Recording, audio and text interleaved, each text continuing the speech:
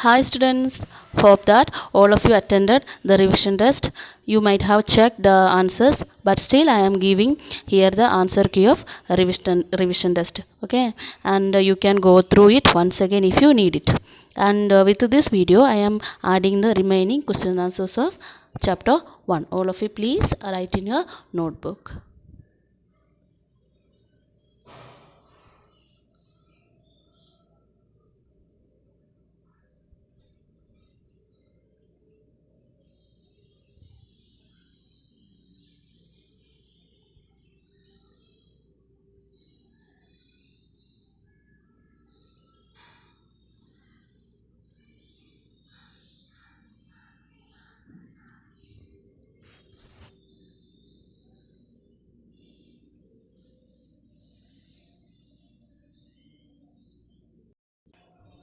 Dear students, do you remember where we stopped in the last video? In the last video, we learned about Prophet Muhammad and we learned about advent of Islam and we learned about Muhammad teachings and the 5 duties of a Muslim.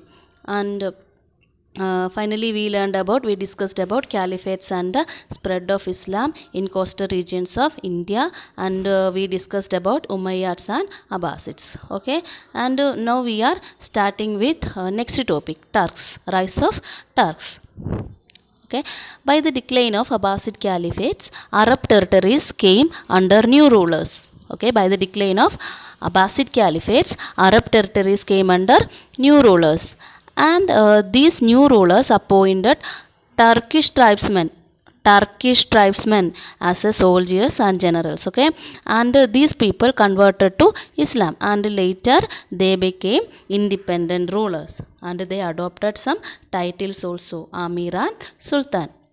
And here we will learn about some name of some Turkish groups also, which are they: Seljuk, Gorid and Ottoman. Okay, these are the some names of some Turkish groups. Okay, what we learned here, we learned about Amir and some titles, we learned about some titles, Amir and Sultan. Okay, and now we will discuss about the Crusades. Already we learned in the first video about Crusades. Okay, Crusades means religious wars. Crusades means religious wars between Christians and Muslims.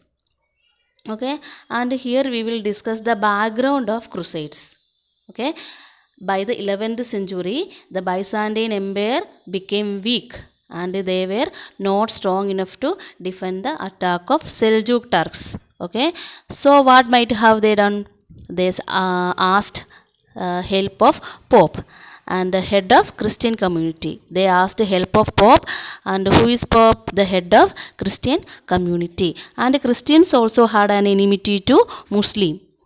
Okay, because their holy land. What was their holy land? Jerusalem. The holy land of Christians was under the control of Muslim. So Christians also had an enmity to Muslims.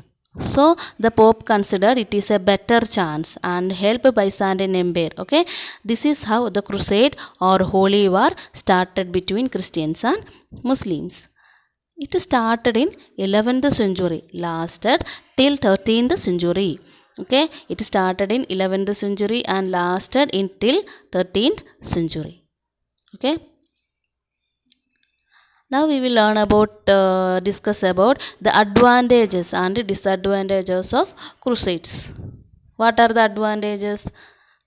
Okay, first we will discuss about the advantages. It increased the interaction between European and Eastern nations. Second, the trade expanded. Okay, these are the two advantages of the crusades. First one, it increased the interaction between European and Eastern nation. The second advantage is trade expanded. Okay, these are the two advantages, and definitely one disadvantage is also there.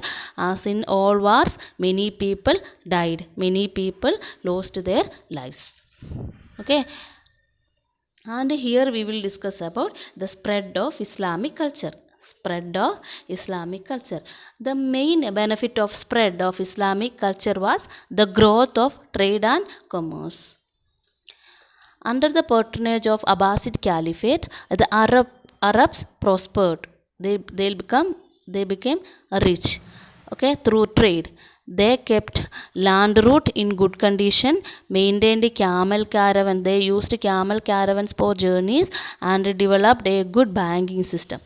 Okay, and the main industries they specialized were carpets, brocades, perfumes, and other kinds of things.